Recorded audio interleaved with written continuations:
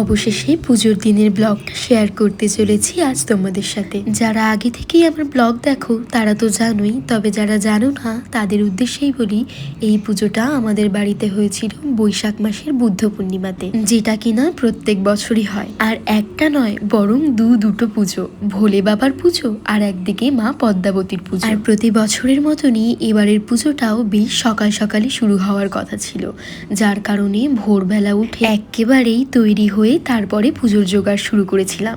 যেহেতু একদিকে পুজো আর তার মধ্যে এবছরে পুজোর প্রসাদের ব্যবস্থাটাও হয়েছিল দুপুর বেলাতেই, তাই আগে থেকেই জানতাম যদি একবার পুজোর জোগাড় শুরু করি মাঝপথে গিয়ে আর তৈরি হওয়া হবে না। তাই অন্যান্য বারের মতো পুরোপুরি তৈরি হয়েই শুরু করেছিলাম পুজোর জোগাড়। কারণ তোমরা তো জানোই এই পুজোর জোগাড়টা পুরোটাই আমি নিজে হাতে করার চেষ্টা করি।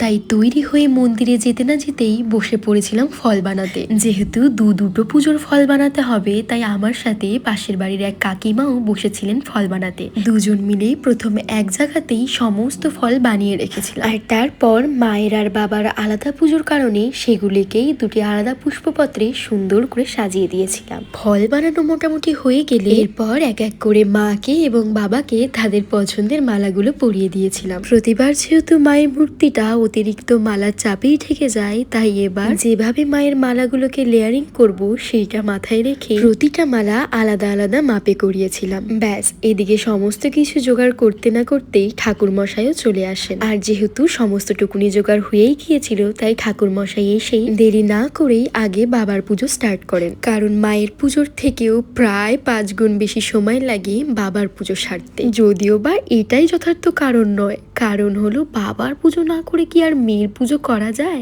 যাই হোক, যেহেতু দুটো পুজো, তাই দুবার আরতি, অঞ্জলি, হোম সবকিছুই হবে। তাই দেরি না করে ঠাকুর মশাই এসে প্রথমে করে ঘট স্থাপন, তারপরে চলতে থাকে পুজো।